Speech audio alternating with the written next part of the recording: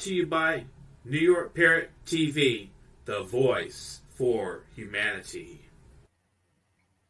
They often wonder aloud, can't we go back to the good old days when protesters were like Martin Luther King Jr., peaceful?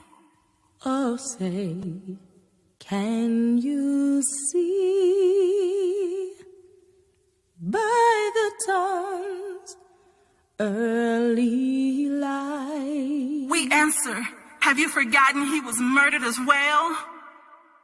What so proudly we held at the twilight's last gleaming. Hoses, dogs, batons beat faces and heads, causing blood to spill. Whose broad stripes and bright stars through the perilous Jail cells moaned for relief as they were filled past capacity with black men in three-piece suits. O'er the ramparts we watched were so gallantly streaming. Bridges blocked on a bloody Sunday. And the rockets reckless, the bombs bursting in air. A church firebombed, flames dispatching 4 innocent little black girls off to see heaven's gates. Gave proof through the night that our flag was still Volunteer there. voter registrars shot in their car as peaceful protesters were found dead on the side of a dimly lit road. Oh, say does that star-spangled banner yet wave? Young black men sent to fight and die in war, yet here sharing lunch counters with whites was against the law. Or the land of the free and the home of the brave. Were those really the good old days?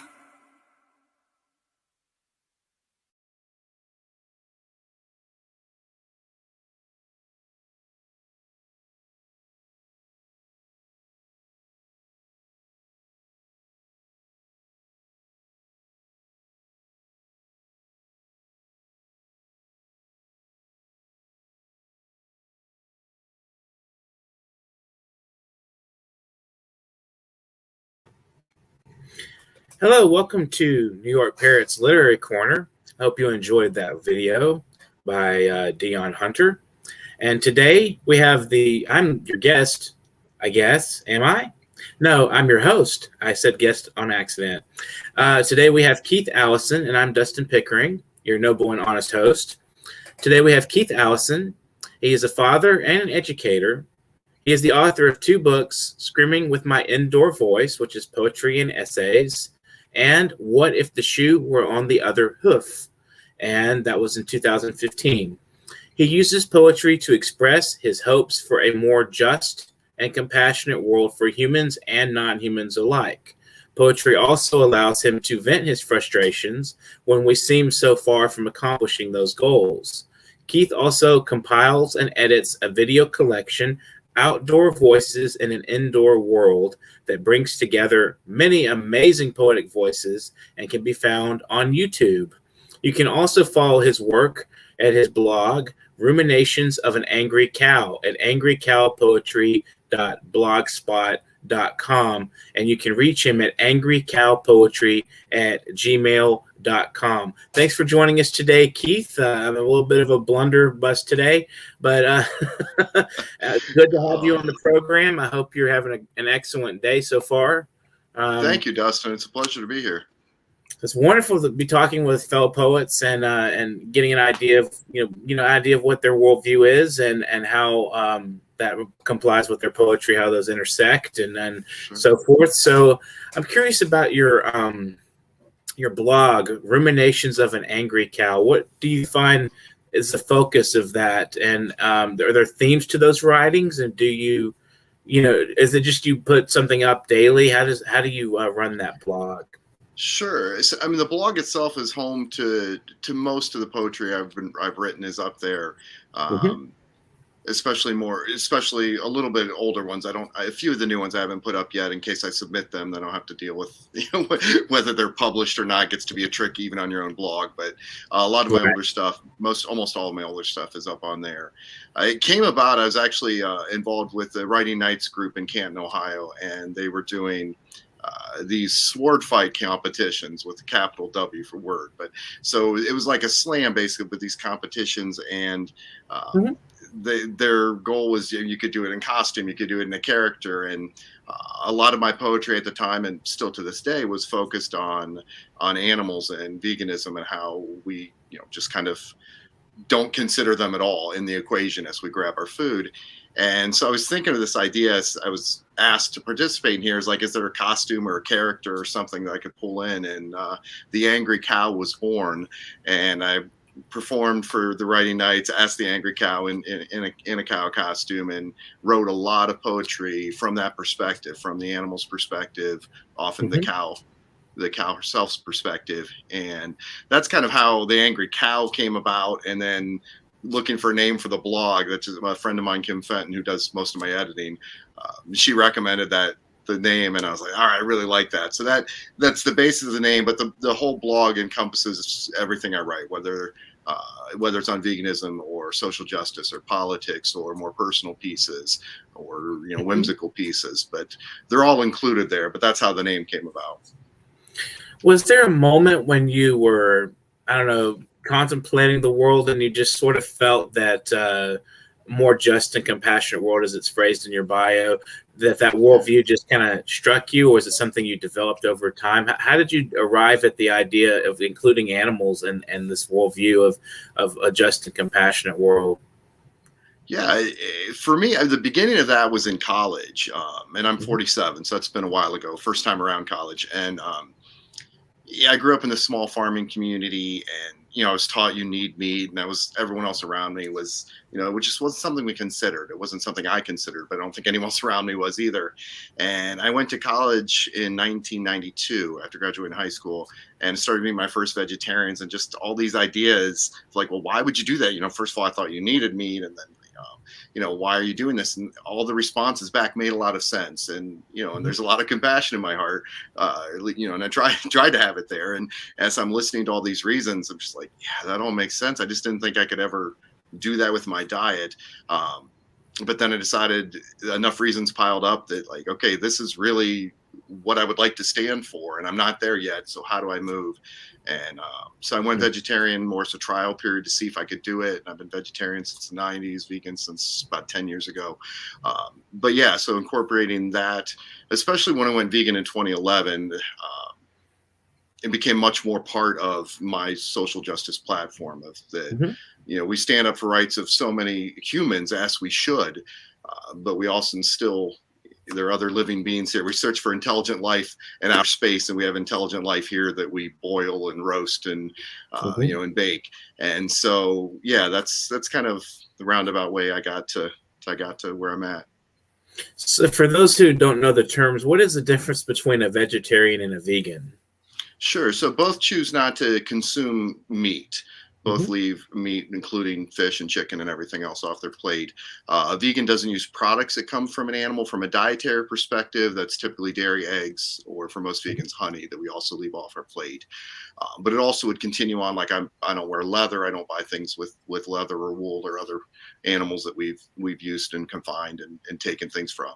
So yeah, so a vegan's like a step further and not just not eating meat, but not, even the dairy industry is like, even if as a vegetarian, I didn't eat meat, but the whole dairy industry is making cows pregnant so they produce milk and then taking their babies away and slaughtering their babies. And we slaughter the dairy cows. And it was kind of like, so you didn't eat the product, but the product was still, you were still responsible as a dairy consumer. I was still responsible for the things I was trying to avoid. And so I finally made those connections and took another step there as well. Do you find it's difficult to live that lifestyle, or is it does it become easier with time for you to develop the vegan lifestyle? Yeah, it became easy. It's a trickier transition when that's not what you're used to. So the first time I went vegetarian, and then the first time I went vegan, there's a learning curve where you spend 4, 5, 6 weeks where your taste buds change, where you get used to new foods. You kind of learn where to go out to eat that's most exciting, if it's different than the places you'd have gone before, and then really soon that just becomes your normal habits. Like I don't come home from work and say, what vegan food am I going to eat? I'm hungry and I think of the food that I go to, and these are the things that I think of as food, and I no longer think of animals or their products as food, so they just don't even enter my mind when I'm hungry. So it can take a transition period for people if it's, especially if it's far removed from our diets, as it was for mine initially. But then pretty soon it just becomes your standard, your normal, and becomes pretty easy to function. Yeah. Oh, okay. So tell us a little bit about your early collection that included essays as well as poetry. Why did you choose to do the hybrid of essays and poetry?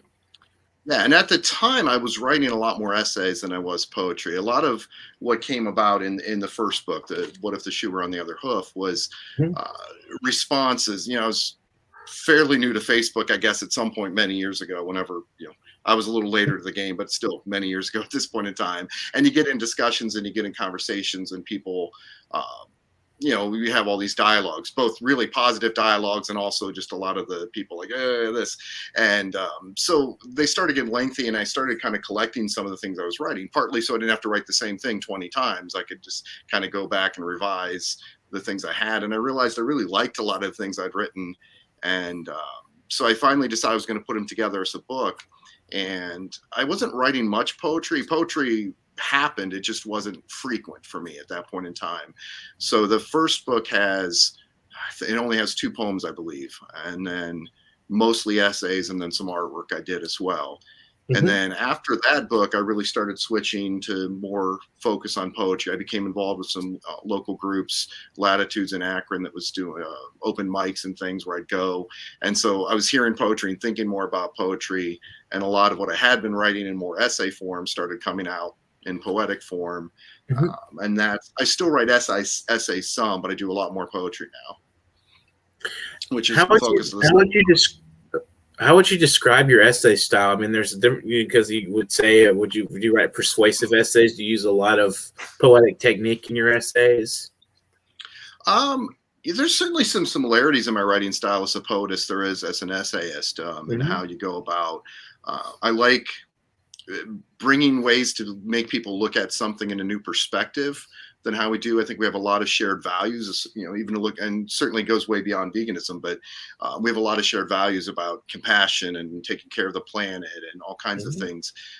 And so like putting things in new perspective that makes us think, kind of like I was forced to think because I used to eat all kinds of other things too, or used to not be as aware. And, in many different social justice areas, you learn as you go, and you learn more things and then you adjust from that. So I like giving that information out in ways that make offer people questions and make them think through processes. Or with some of my artwork in the first book, I switch things around. I made drawings where the animals and the humans were in reverse scenarios. So the humans were taking the animals' role in our food system, and the cows or the pigs were the ones that were in the other table, just to kind of get people to kind of examine how easily we dismiss some of these things. But when we look closer at them, they get a lot less comfortable, and hopefully get the people to start examining and thinking through and seeing how we can improve as a species.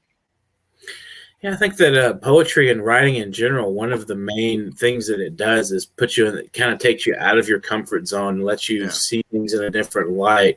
And it's good that, you can challenge a lot of assumptions that we make through writing and through the cultural process. You can challenge things like, as you say, you reverse the roles. And so it's, from animals to people, and make people think, what if it was the other way around, And so people look at that and think differently about the topic. And of course, they're going to kind of be like, well, we do this way. This is just how we do it. And it's going to be a defense mechanism going there. But at the same time, they're going to be questioning what you're saying, the reality that's being presented. And So it's interesting. So what sort of artistic collaborations did you do with your second book, or is it just your own art in that one?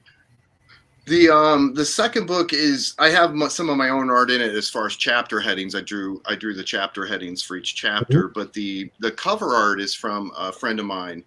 Natasha did the design for Screaming with My Indoor Voice. Oops, I'm going the wrong way. But my little guy, the whole concept of, my indoor voice, like there's so many things that we need to change about the world in so many different areas. But of course, if you shout about them, then people tune you out. And so the whole concept is like, we still need to speak up about them, even when it makes people uncomfortable. And so okay, what if I scream with my indoor voice? Now can we have this conversation? So she did a fantastic job of designing the cover art, and that little guy appears, a few different times throughout the book, which is all her doings, all her brilliant work. But yeah, I do some of the artwork inside of it as well. Anything that's not, I do the hand drawn. She does the digital artwork with the little guy. So you have I don't know if it was really a podcast on YouTube or just a regular show you do. Can you tell us a little bit about it, and what are some interesting moments you found, and maybe even some moments of revelation for you and having discussions on that show? Sure. So I do this poetry collection called Outdoor Voices in Indoor World, and it started when COVID started, really. So I had some more time at home, like most of us did when COVID started, and also had a lot less time out at events as a poet or as just an audience member for other poets. And we shut down. I mean, we weren't going out for quite a long time, and even more limited now anyway, but it just wasn't happening at all. And so the idea was, like, how do we keep that community going? This amazing community of poets in Northeast Ohio and many, many places throughout the world, of course. And my idea was, like, what can I do to keep this moving while we can't get together? And so I ended up deciding I was going to put together a video collection where people would submit videos of them performing their poetry like we would have at a feature or at an open mic. And at first keeping it to 2 poems each, normally each, after that normally 1 poem each, just because I had so much interest coming back in it, which was fantastic. But to keep the time frame manageable and enjoyable, so it's been 1 poem each most of the time since then. And so it's submitted. People. I started off with friends of mine. I have enough poetry, amazing poetry friends who should be nationally known names if they aren't already, and some of them are. And ask, how do we, how are you interested in this? And I had a lot of interest in a first collection I just put out there. So I do it all. They send me the videos, I edit it and put it out. We're doing them 4 times a year now. I'm releasing 4 times a year, and then as it went, I kept kind of reaching out because it was going so well to see if I could pull in other poets who I didn't know yet, but I loved their work. And we hadn't worked together, and open submissions. I was put it out there for anyone who wanted to submit as well. And the talent's been amazing all the way through. And so there's so many different pieces within there that have moved me, and hopefully many other people too. So they are all available on YouTube, or you can go to my site, and there should be links, and just about anything you find of me, there should be links to Outdoor Voices and Indoor World as well. And the title, because I know the title confuses some people sometimes, but my friend Zach actually came up with the titles. I was trying to figure out what to call this poetry collection, and the whole concept was, there are all these voices that should be heard, but in the middle of quarantining from COVID, we're all, stuck inside, and we're all on our computers, or we're all Zooming, if at all, and our voices just aren't being heard. So it's these big, powerful voices that should be, getting so much attention, should be out at features and mics, and of course we're not. And so it was just bringing that all together was the whole concept of the title, to allow that to still happen even through COVID. Wondered if you were familiar with Kai Coggin and her Wednesday night poetry group that is also, it's also done, it's used to be a live group, like in person, and then COVID happened, and then they had several sessions every week. They would do a session, and if you haven't heard of her, she's a very interesting person. She just put out a book just recently, another book. I don't know if you're familiar with her work or her efforts. No, not yet, but I'd love to be. That sounds great. Yeah, Kai Coggin, and she's really nice. If you're on Facebook, she's on Facebook too. So the Wednesday night poetry readings, and they do every month now. They do they still do them live now. They've been doing them back in person, but they also do every month. They have people send video submissions and stuff. So Everyone just thought of that. It's one of the longest lasting weekly gatherings that's been going on. It's been going on since the 80s, but wow. They recently went online with it. So it's pretty interesting. What sort of difficulties did you run into, like, putting this together? Like, did you ever find times where there weren't poets that were interested, or, or was there trouble with technical, issues or anything doing the online, trying to go online with poetry? It was a big transition for all of us. It was different than what I was doing. And I did video editing the first time back in college. I graduated with communications major, concentration in broadcast media. And so I was doing video back then. Of course, that's way different technology than what we're using now, back in the 90s versus today. I'd done some video editing more recently, but I hadn't really focused on it until COVID. As far as over and over and repetitively. And that just gave me a really good chance to get back into that and enjoy that. You mentioned, am I going to find enough poets? And that was a concern. I thought it was going to be fine, whatever it was. I had enough people that even if there are 5 of us, like, okay, we put it out, even if it's, 20 minutes or 15 minutes, like it's something to watch. And every time it's been amazing. The turnout's given me everything I've needed. I think it's turned out fantastic each time. And, some people come on most of the time. Some people can only come on occasionally, but there's such a wide pool of people, of poets who I'm connected with, who are already amazing, and I'm always up for connecting with more who are interested, that even when this person can't do this next 3 in a row, but these other people stepped up and came in. And so far the timing's been great. It's always been in the length I've been happy with, plenty of time without being excessively long. So far, it's been great. I don't know if that'll come a day where we won't have the participation we need, but so far it's been amazing. The biggest technical challenge I have is because sometimes I'm not always up to date on some of my computer technology and things like that. Is I would create it and save it, but it'd be this big. The first one was first one was like an hour and a half or hour and 40 minutes or something. Some anywhere in there. Some usually they're between an hour, shortly over an hour, or anywhere up to about an hour and 40. But then I would upload to YouTube, and it's a long process uploading to YouTube, as you probably know, Dustin, and some of our viewers might as well, when you've got a large file.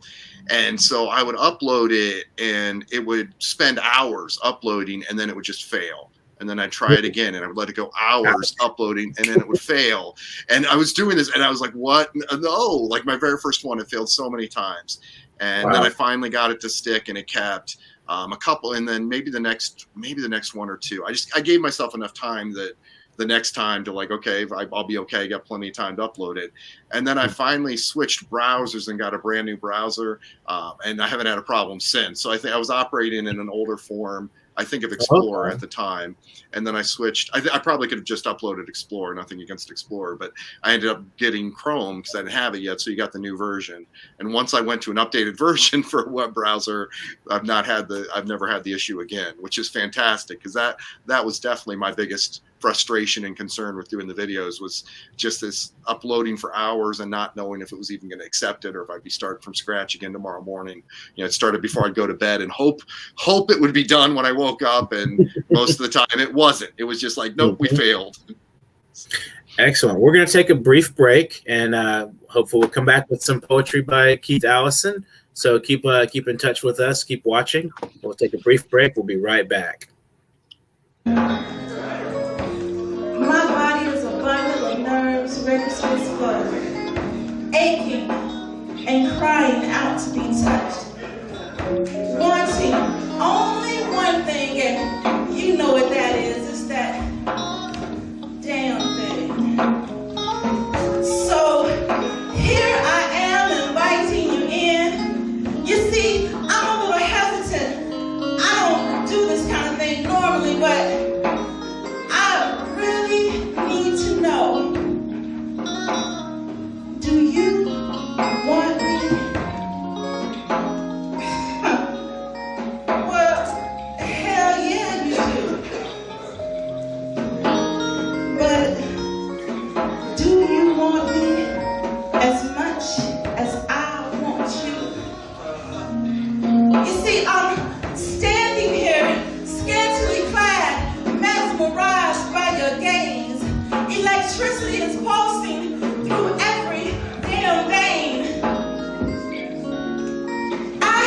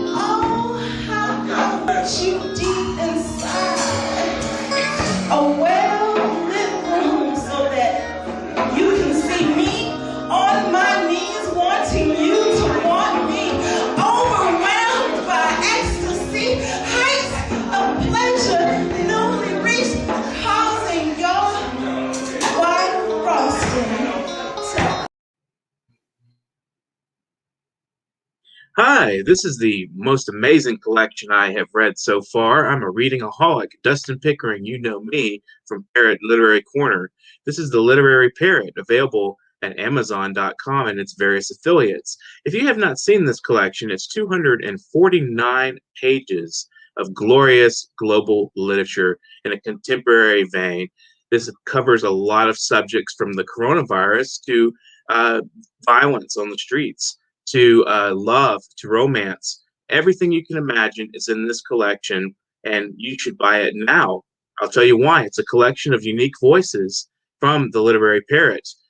People have been on our show, have participated in this, or have been published on our website, newyorkparrot.com.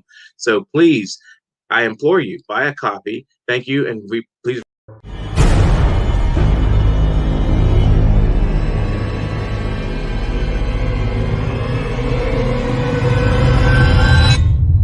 Parrot TV, the voice for humanity.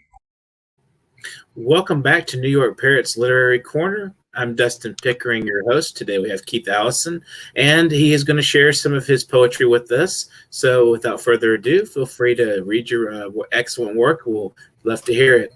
Looking forward. Thank you so much. All right, thank you. I'll start with a poem since we were talking a lot about veganism and changing perspectives. This is a poem I wrote a couple years ago called "When Escape Only Leads to What You Were Running From." The headline reads, "The internet is freaking out about a dead cow in a supermarket." And to be fair, the cow's entrance to the meat aisle was astonishingly unique, for the simple reason that he, unlike the endless procession of others, entered alive. He wasn't meant to walk into the store on his own. The plans for his death were well underway. Like so many beside him and countless before him, he was packed tightly into a truck. An involuntary passenger with a one-way ticket to a dismal destination, the house of slaughter. But an overturned truck offered the chance of escape, and off he ran as fast as his hooves would allow, until the strange open doors beckoned him. A respite, perhaps, from the horror both behind and ahead. But his supposed sanctuary was already filled with the bodies of his bovine brethren, dismantled and displayed in coolers kept frozen to impede their decay. A sudden bullet sent his body to the ground, falling lifeless like the package remains surrounding him. The customers, it seems, were upset that they had so vividly witnessed the pools of blood seeping from the broken remnants of someone who, only moments ago, was standing on his own four legs. They preferred not to think of their burgers as dead. Interesting and different viewpoint, and the way you kind of have a story you're telling there. Quite interesting. Thank you. Yeah, that was straight out of a newspaper. I think the Huff Post, but there was this, the headline's a legit headline that people were in the supermarket when a cow entered, had a transport truck for slaughter had crashed, and the cow got out, and the cow actually walked through the doors open, the revolving doors open, and the cow went to the supermarket, and they ended up shooting the cow in the supermarket, and with customers there and who were appalled. But like, that's what we do. I mean, not necessarily with a bullet, but with a bolt gun or other methods. But like when they were faced right in front as they were trying to buy their dead cow, they didn't want to see a dead cow. And so, yeah, trying to turn that perspective to see that, we care about the cow when the cow was running from the truck, but like we're buying the food that put the cow on the truck in the first place. So it's kind of hard to be fully, like, we're not really supporting the cow if we're like paying for the cow to be killed. Right. Yeah. Interesting. Yeah. So would you like to share another one with us? Yeah, I'll do this. This one is called "It Was Long Past Time to Prune the Tree." Came not too long after the murder of George Floyd. And so that's kind of the backdrop for this one. A few bad apples, they said. Apples laced with poison. Apples that kill. Apples left in the barrel long after we noticed their rot. Protected by the other apples who rally around them, declaring poison is standard apple procedure. Protected by qualified apple immunity to the laws of the land. Protected by a society that too often looked away or found a flaw with how the victim chewed once upon the past. or simply disliked the color of their teeth. The poison lingering, festering, dripping onto the apples below, waiting for the next unsuspecting bite. The other apples claim the bad ones wouldn't have killed if you had been in better health. You should have been able to withstand the poison. You know, one thing I like, and I'm seeing in your work from what you've presented, is you like to twist things a little bit to the opposite perspective. Like you take something that's, right in front of you, or like, people saying certain things, cliches, whatever, and you say, well, let's flip this around and look at it from a completely different angle. So there's like a touch of irony, but it's very serious because you're actually making a point that most people would not want to hear or would not want to address about, for instance, human nature. Like in the first poem, I mean, why is it okay to kill the cow to eat, but then when you kill the cow when it's loose and it's actually on its way to be slaughtered and it got loose, we kill it in front of you, and you're like, hey, that's bad, that's offensive, that's we don't want to see that, but then we're supporting it when we don't have to see it. And the same thing with the bad apple is like you take the metaphor of the bad apple and how people use that kind of phrase, oh, some police are just bad apples. Right. Well, then you're saying, well, what kind of bad apple are they really? And that whole poem, you twist that bad apple phrase to really question what is the nature of the bad apple that you're referring to. And so it gives a different perspective and a different approach to the question of, is this really just a singular phenomena of a bad apple, or is this something a little deeper and something we should be concerned about? Absolutely. So Thank you so much. Hey, excellent work. I liked hearing you read. I also like your performance style. It's especially the second performance was really interesting. The tonalities, the changes of expression and facial expression and stuff like that. So I'm curious, coming from the perspective of social justice and veganism and so forth. Well, how do you feel about there seems to be two models, I think, of approaches to poetry when it comes to social issues. And there's the people that are engaged in social justice.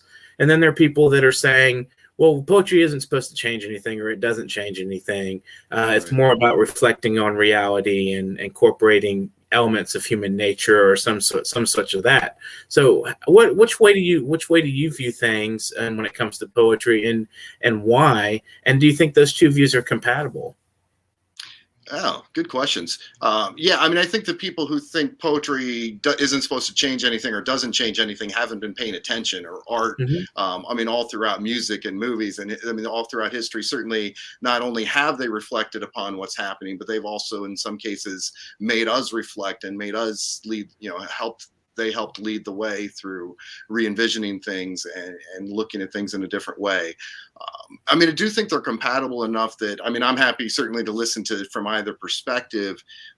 And that's a lot of what poetry is listening to people's perspective, no matter what, even if that's just their personal perspective on, what they're going through with life or their world perspective, just being able to see the different views and hear the different views. And I think that enriches all of us to be able to listen and reflect and, perhaps respond depending on, which things we're reacting to and how we're reacting, or how we might feel differently. And, you might run off and write your own poem in response to this piece, or into this, to response to this movie or this song or whatever. So. Yeah, I love the idea of poetry or arts in general as a conversation. And as you mentioned, responses to somebody may present a poem that you respond to it. You can either argue with it, or you can respond as a relation to it, or there's just various ways of having this kind of a conversation, poetical conversation with other poets. Have you ever engaged in that kind of collaboration with your fellow poets? Yeah, I love working with fellow poets, and I've done different things with different ones. Sometimes even just sharing the mic can be collaborative, even if you're on different pieces, but you're going to talk about it, you're going to share. I've been such an honor in this podcast to hear this platform to hear your use of Dion D. Hunter, who's a dear friend of mine. She's amazing, and I've collaborated. We collaborate together all the time in different ways. Sometimes it's just, hey, we run this piece by. What do you think of it? How should we tweak it? Sometimes it's more editing. Sometimes we've taken at least two of my pieces. We performed together. No, at least three of my pieces now. We performed together where I edited in and we both filmed, and so she helped me deliver my piece. The one you opened up, the good old days, her piece with the American flag behind. I get the pleasure of video editing that. I put that one together, so it's been kind of fun watching that. But I've worked with many poets, and I had a big project I put together of different videos of my work. Again, during COVID, when I had some extra time, I started creating more videos to my actual pieces, and I started reaching out. So it wasn't all just me reciting by myself. I was reaching out to some of my friends who are amazing poets, and I got a lot of people collaborated, some amazing musicians as well, playing music underneath some of the pieces as I'm performing. So yeah, collaboration is one of the things that makes this the most fun to me, is being able to work with other people and share pieces and get excited about things together and make us rethink how our piece, you hear somebody else deliver your own words, and sometimes it's like, I really like how you delivered that line. That's better than what I was doing. Cover song. It's just kind of beautiful. Yeah, exactly. A cover song, but in poetry. Well, thank you, Caroline, for your comment. She sent us a little rose there. That was really friendly for Caroline Laurent Turunk. And she's based in, I believe she's a French poet based in Turkey, I think. Fantastic. She was just kind of giving us a little hello through a rose. Thank you so much, Caroline. I'm thinking, when we talk about collaborations, we talk about, the difference between, and there's not really a difference. It's a perspective between people who believe poetry can change the world, or believe in the social justice, and then there are people that say, well, it's not going to change anything.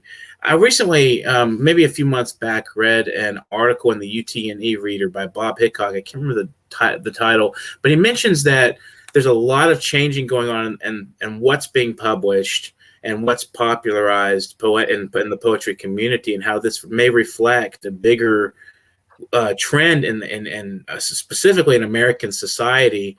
What do you think? I mean, there's a lot more of this the idea of representation, bringing more people that have been historically marginalized into the poetical conversation. Do you think that's happening? Are we making advances in that? Yeah, I think we're making advances in that. I don't know that we're where we need to be, which we often aren't, but I definitely think we're making advances, which is good, because I mean, not only have we been unjust and unfair, but those are some of the best poetic voices we have. Yeah. Those are oftentimes the people that speak to me and move me and hear and know how to deliver a poem. I mean, there's so many people out there in traditionally marginalized communities that are where some of the heart of poetry is to me. And I absolutely think we need to be sharing those voices more. And I think that that is coming to some extent, but certainly not to a large enough extent as it should be, perhaps. I was actually having a conversation online today with people who are, discussing the idea of the white male tradition, the canon, and how, it seems like there's so much of the, so much of what we call the canon, or what's traditional literature, is white men writing about the white male experience, and there's not a lot of room, it seems like, for many other voices. And it seems like we're starting to make room. I'd love to see when we have more canonized literature from other groups, that have been historically marginalized and ignored, and have them tell their experience of what's been happening through their families. And, you read about, a white male and his problem with his alcoholic father or something like that. Well, what about the more social experience of, a black woman, for instance, or a person, a gay person? It seems like those kinds of narratives are not seen as much and read as much in the wider scope of things. And I'd love to see that more. And I thought that was an interesting and thoughtful article that he presented, and he was talking about his sales were going down as he got older, and as a poet. And then he was saying that he thinks a lot of it has to do with changing trends and stuff like that. So I thought that was an interesting view. And it looks like, a lot of things are being kind of revolutionized in the poetry community and at large, more inclusion. and more different ideas coming out that have not been as strong as been part, most of the narrative has been white male driven, it seems like. Yeah, unfortunately, I mean, throughout our history, of course, that's the main narrative that's been pushed, that's had the power to push. And yes, I'm all for letting that come back to a much smaller percentage and letting those other voices that need to be heard more take over. It would be a radically different look at our society to see the shift from, a lot of the white male driven narratives are individualized. And I think that seeing a society as a society, we can reflect more on the broader scope of the oppression narratives and see what we can learn from that different perspective that's sort of been sidelined. We haven't really paid much attention to it. How Black Americans, what they faced and why they faced it, and historically what some of the causes have been, and what it means to all of us in general. Because it's definitely a human problem. It's not just a Black American problem. It's something that when we hurt other people, then those people, that reflects back on us. And as we're seeing a lot of the trouble now, it's not changing. Very slow shifts, very gradual shifts. It seems like. Sure. So do you have anything you'd like to say to the viewers in final and conclusion, like any words of advice for fellow writers or anything like that? Yeah, I mean, I right. It's certainly a good standpoint. If that calls to you, it speaks to you, or however you can express. I had a friend, I'll tell you a story. It's kind of summations here. So I was doing an open mic pre-COVID, actually just before COVID. It was February of 2020. I just released my book. So yes, I released my book right as COVID was about to hit and the world shut down and I could no longer do readings on it. But I was releasing my book at Ms. Julie's Kitchen. We did a tiny kitchen concert, which was really cool. My friend Zach, who's an amazing musician, we were doing my words and his music and kind of mixing and matching all through.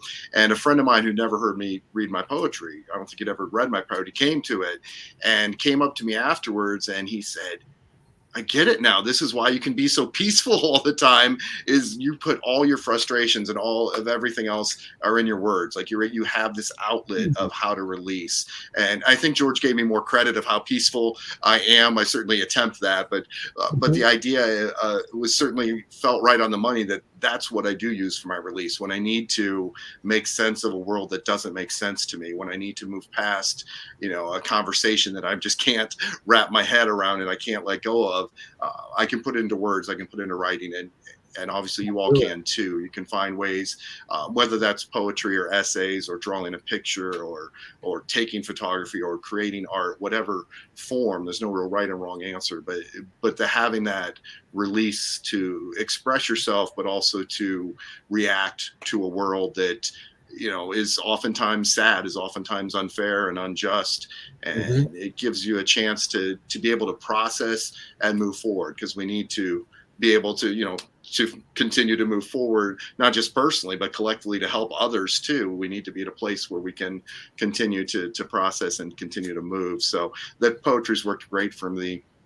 For that, I know we're about to get off. I want to plug, I've got a project in the works with two amazing Cleveland area poets, Daniel Nicole, Nikki Dixon, and Vision. And we just recorded some of their pieces and I'm going to edit them together in the near future. So the next thing, it won't have me in front of the camera at all, which is perfectly fine because they're both amazing. And so you're going to see some of their stuff coming out on my YouTube page and other places here in the near future. So do you have any thanks that you'd like to give or shout outs you'd like to share with, just say thank you to supporters? Sure. Absolutely. I'm so thankful for so many people. Thank you, Dustin, for having me on here. Dion D. Hunter, who I mentioned before, is the reason I'm here.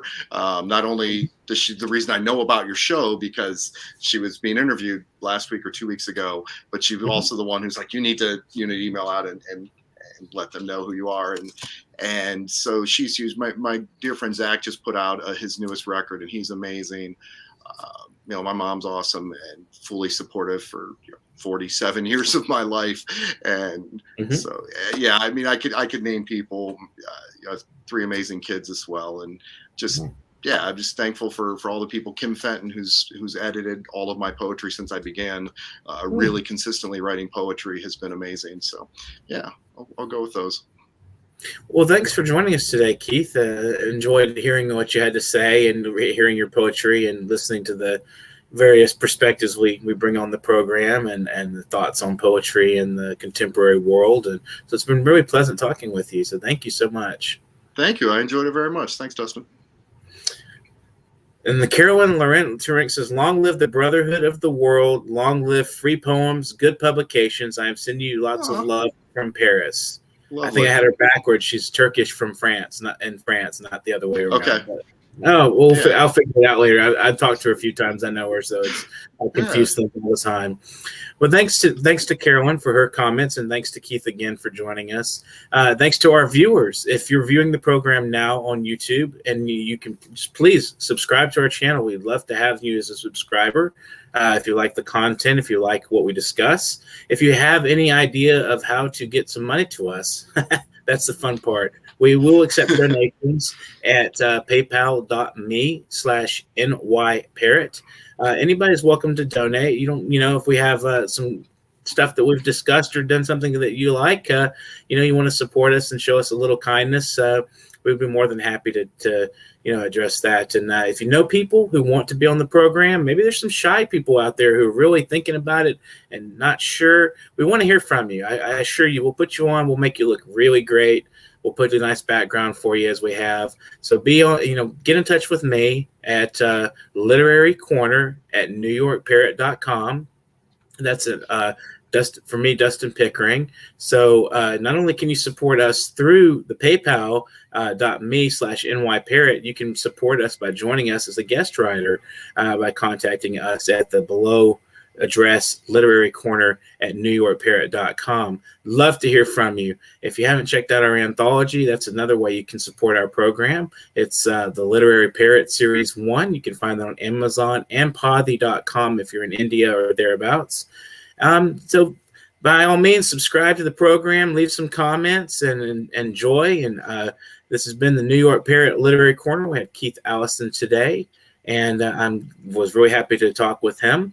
And I'm Dustin Pickering, and I'm going to turn it over to our final conclusion. We are the only TV show on earth for creative writers who we would like to hear from you if you would like to be on the program. So have a great afternoon. This has been Parrot Literary Corner. Thank you so much for joining us today.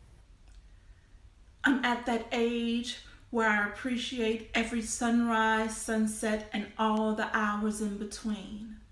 The age that causes me to notice the rhythmic timing of each breath. A reminder to thank God for granting me another day. I'm at that age where joints begin to stiffen, and maybe I don't move as fluently as I did at 22. But I'm also at that age where I realize many didn't even get to see today. So I pray on bent and aching knee, thank you, God, for blessing me.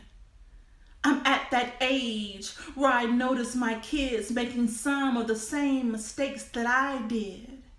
And I remind myself that although never easy, I made it through, and so will they. I'm at that age where I understand that money never buys true happiness.